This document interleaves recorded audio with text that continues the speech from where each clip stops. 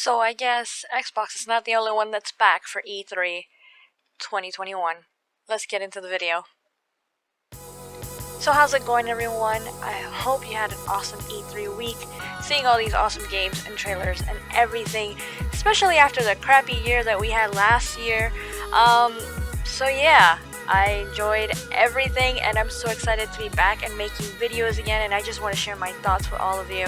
And I've also had requests and whatnot about making videos again or doing podcasts, and everything in due time. I have to kind of get my feet wet a little bit because it's been a while. I'll start by saying that I really enjoyed this E3, and I have been sharing my opinions and whatnot about certain trailers or games, or which showcases I really liked over on Twitter. So if you're still following me there, thank you very much. I really appreciate it, because that is actually where I mainly share anything regarding gaming. But yeah, now that I want to make videos again, I want to start by sharing some of the stuff that stood out to me this year with E3, and I'll start slow and I'll say Ubisoft had an okay show. I really liked the Rainbow Six game that they had. I believe it was called something else before, and the Riders Republic was really fun game that they showed off. They had some other okay stuff, but in my opinion, they've been showing Far Cry way too much. They showed it like almost 4 times already, so I was already tired of seeing that. Square Enix was another one that was a pretty good show. I know a lot of people hate on Avengers, which it was very disappointing to see how the game came out. And I hear they're doing a lot of updates to fix the game here and there, but this Black Panther DLC looks so awesome. I do want to get into the game and try it out. Speaking of Marvel, they showed off Guardians of the Galaxy, and I know some people didn't like it. My brothers especially were like, nah, it looks like crap. But I thought it looked fun. I thought it looked pretty good. So yeah, we'll see how that one goes and how that one launches. Hopefully it has more positive than Avengers did, and then maybe I could pick it up later on when it goes on sale. Obviously, the highlight for me when it comes to Square was Life is Strange. I'm looking forward to that game, True Colors, and I want you guys to stay tuned to this channel if you're interested in that game as well. I'm working on something for that. Moving on, I saw so many freaking indies. IGN had like an indie showcase. I saw some indies over at Devolver Digital, Freedom Games. Limited Run Games was actually second best or third best. It was really up there when it comes to like all the showcases. Spoiler, Xbox was the best showcase, and I think a lot of people agree with that, but in my opinion as well. But Limited Run Games, awesome show, funny and weird all at the same time, but they actually showed great content, awesome trailers, and if you care about physical games, that's where it's at. Some things they announced that I really liked was the Double Dragon. I believe it was like a collection. They showed Blood Rain. That was awesome. Still voiced by the lovely Laura Bailey. And they showed Hunt Down. What else? Ruby. Castlevania. I believe that was another collection of games. All of them physical. Awesome trailers. Retro City Girls as well. They had like an announcement for prequel and then part 2, so that was also really nice. A lot of great shows. It was my first time seeing Wholesome Digital. I know they've done something in the past, because when I was looking them up this year, I saw that they have done stuff before. I really liked a lot of their indies. They looked great. Summer Game Fest was new, and I'm gonna say it was okay. It was pretty good. I just didn't care for the way that Jeff Keighley hosted that. But they showed good things. WB, I thought they were going to do a showcase, but really they just focused on Back 4 Blood. Not a big deal. I thought that was pretty good. I wish it was a little bit lengthier, I would say. But I know for a fact my brother's interested in that, or I think he would be interested in that. I still have to show him the trailer, but it looks cool. I would try it as well, play it with my friends. And in television was a surprise. I did not expect that to happen, but that was an interesting console that they were showing off there. I don't hate it though. It was actually a decent, kind of nostalgic-esque showcase. Now here's where I may talk a lot because, well, I was really excited for Nintendo and Xbox. Really disappointed that PlayStation didn't have a show, but they did have a good showing of Horizon prior to E3, and I'm sure they'll do something next month. So whenever they're ready, I'm sure they're gonna show some good games, but Nintendo and Xbox really brought it this year. We got Kazuya on Smash, he's from Tekken.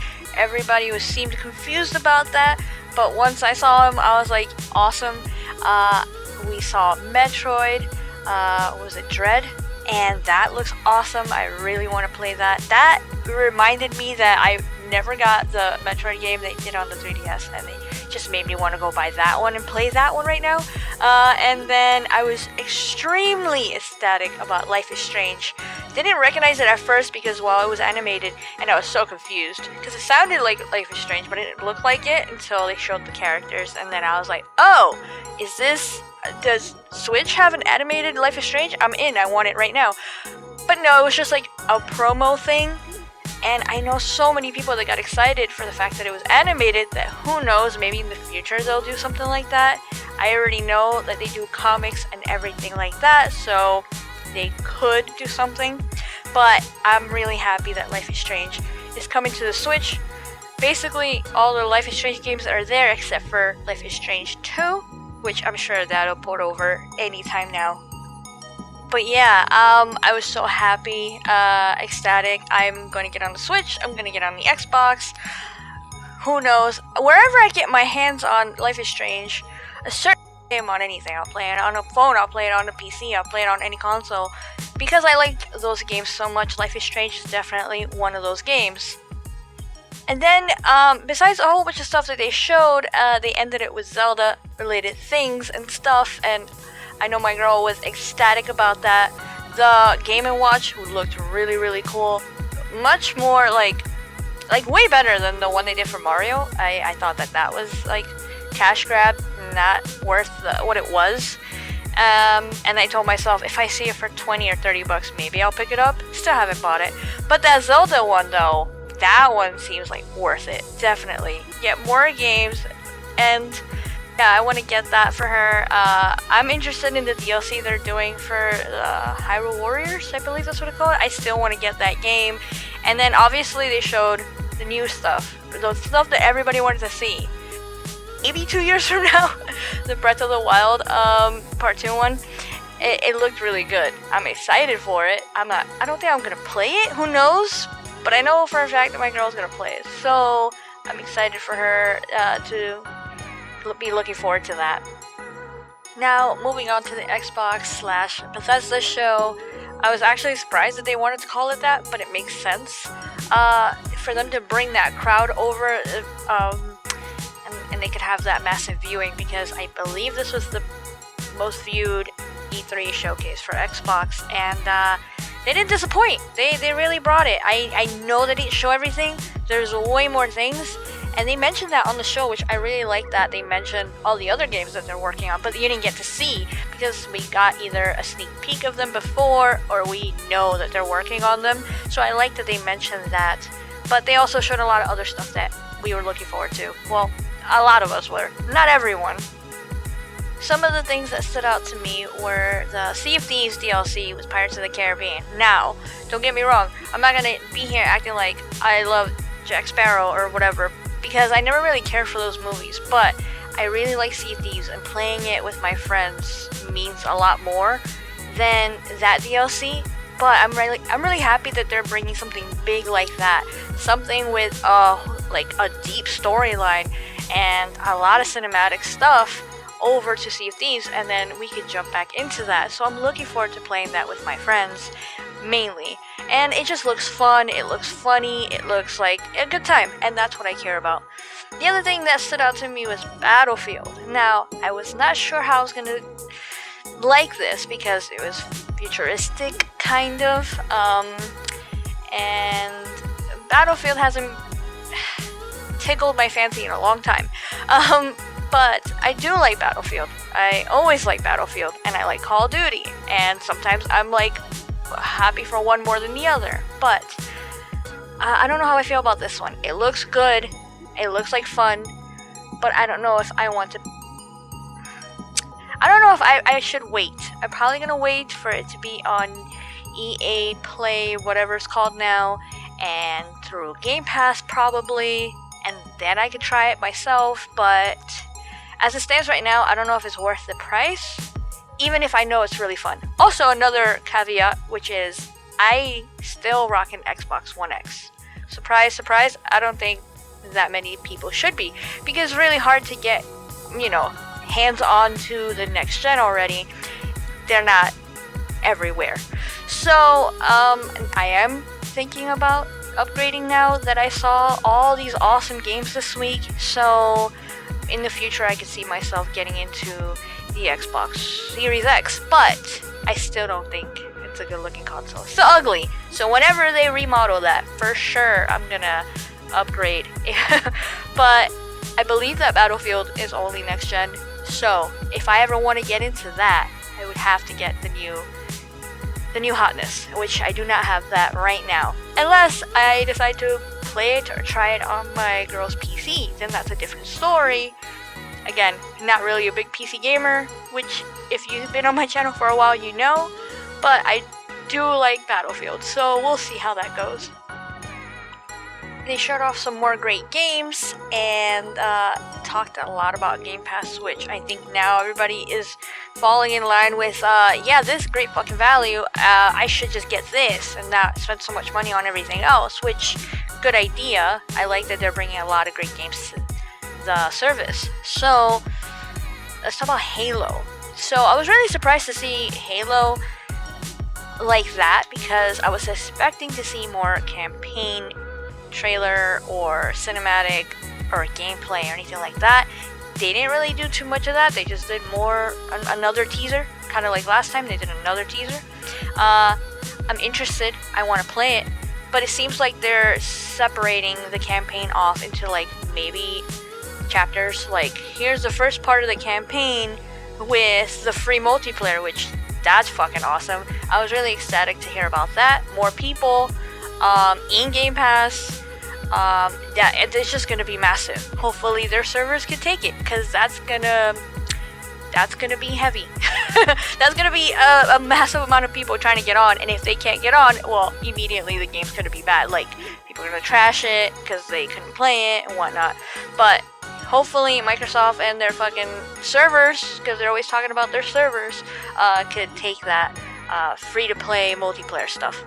So, I'm looking forward to it. It looks great. I like the multiplayer, like how, the way they showed it off. I like that they did a second stream just talking about the multiplayer and the new things. So, I'm really happy about that.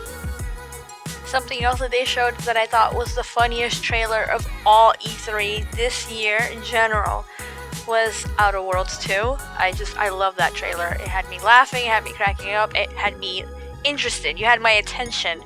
I love the way they did that. Even if I play it or not, I don't know, because it is an RPG game and I'm not into those. I love the trailer. The trailer definitely stood out to me, and I had to show it off to my brother and whatnot. So yeah, that was awesome. And then the other two games that I'm interested in playing, and I can't wait to get my hands on. One is Forza Horizon 5, which, surprise, I thought it was going to be motorsport, so they got me there. Really happy to see that they can do this giant open world game of Horizon 5 while they're doing Fable, so props to them, and I can't wait to see what else they do. So that game looks awesome, beautiful, as always. Car, supposed to be showcased. And then the other one is Redfall.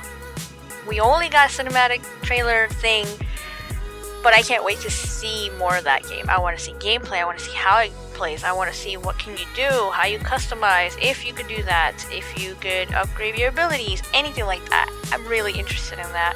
That game looks just badass, in my opinion, and I'm happy that they ended it with that. That's very different. People thought they were going to end it with Starfield or with Halo, but they were like, nah, you already know about those. Let's show something that you don't know anything about. And I was happy to see that towards the end of the showcase.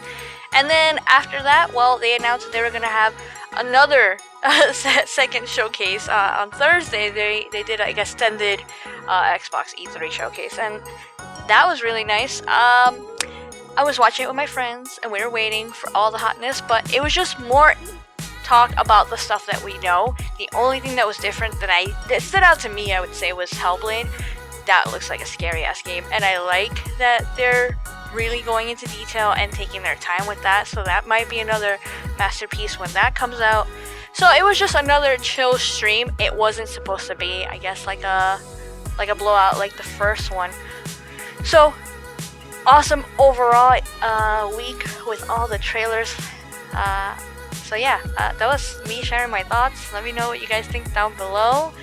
It's so weird to make videos and say stuff like that again, but let me know what you guys think. I appreciate everyone who has been sending me messages on Xbox or Twitter, or whenever they see me in live streams in the chat, they say hi, they talk about me getting back into the gaming community and everything like that. Guys, I never left. Truly, I never left. I was just lurking. And not making my own content. That's basically it, because I was on Twitter all the time. I saw a lot of the content that you guys were doing out there, so I really appreciate the support. So with that said, I'll see you on the next video.